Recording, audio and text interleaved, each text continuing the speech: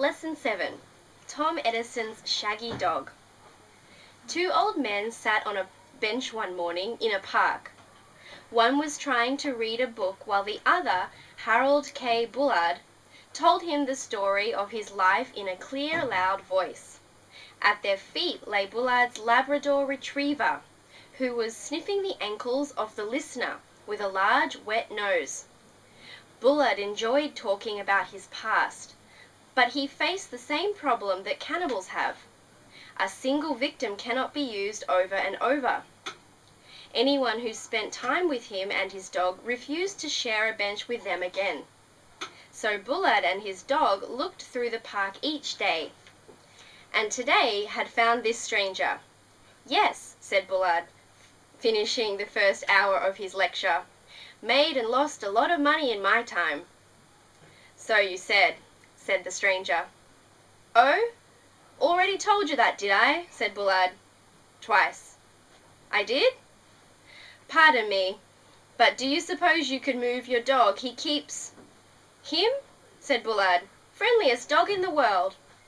He keeps sniffing at my ankles." "Plastic," said Bullard, chuckling. "What?" "Plastic. There must be something plastic on your pant leg. Probably those little buttons. That dog is crazy about plastics. Anyway, that's the business of the future." "His nose is wet," said the stranger. "Stop it, boy." "Invest in plastics, I say." "Go away," said the stranger to the dog. "When I was young—" "Sorry," said the stranger. He shut his book, stood up, and pulled his ankle away from the dog. "Good day, sir." He walked across the park from another bench and began to read. Moments later, though, he felt the dog's nose on his ankles again. "Oh, it's you," said Bullard, sitting down beside him. "He was following you. You see, he loves plastics." He looked about happily. "Say, do you work in the plastics business?" "My work?" said the stranger. "Sorry, I've never worked since Edison set up his laboratory next to my home and showed me the intelligence analyzer." "Thomas Edison, the inventor?" said Bullard suspiciously. "What's an intelligence analyzer? I've never heard of that." "Of course not," said the stranger. "Mr. Edison and I promised to keep it a secret. When I was a boy of 9, a young man set up a laboratory next door to my home. It was Edison. I didn't meet him right away, but his dog Sparky and I got to be friends. He was a dog just like yours." "Is that so?"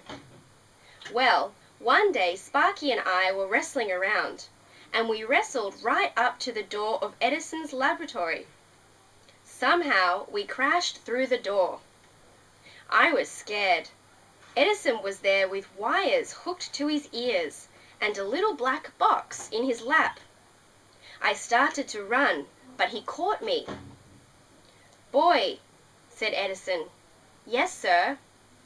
"For over a year I've been trying to find a filament that will last in a light bulb. Hair, string, metal, nothing works. So while I was trying to think of something else to try, I started working on another idea of mine. I put this together," he said, showing me the little black box. "I made this intelligence analyzer here. It works." And it did work. The smarter a person was, the more the needle on the little black box moved to the right. Now, I'm not intelligent, but at that moment, I said something smart." "What?" said Bullard. "I said, 'Mr. Edison, sir, let's try it on the dog.' Suddenly, Sparky barked and scratched to get out. But Edison held him down while I touched the wires to his ears. And that needle went higher and higher, clear across the dial, past a red mark on the dial face." "My boy," said Edison, The instrument must be broken, because that red mark is me. But it wasn't broken. It was working just fine. Just then, the dog stood up and started to unlock the door with his teeth when Edison stopped him. "So," said Edison to Sparky, "man's best friend, huh?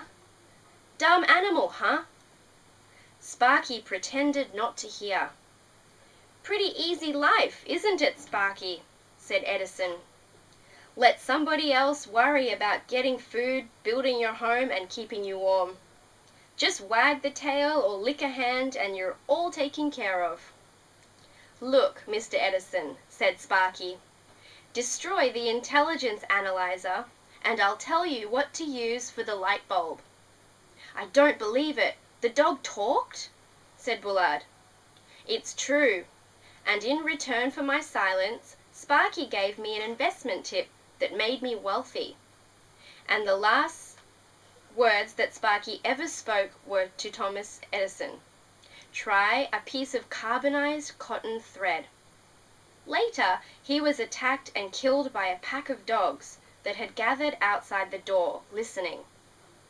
Bullard stared at the stranger. The stranger pulled off his pant buttons and handed them to Bullard's dog. "A small gift, my friend, for an ancestor of yours who talked himself to death. Good day." He put his book under his arm and walked away.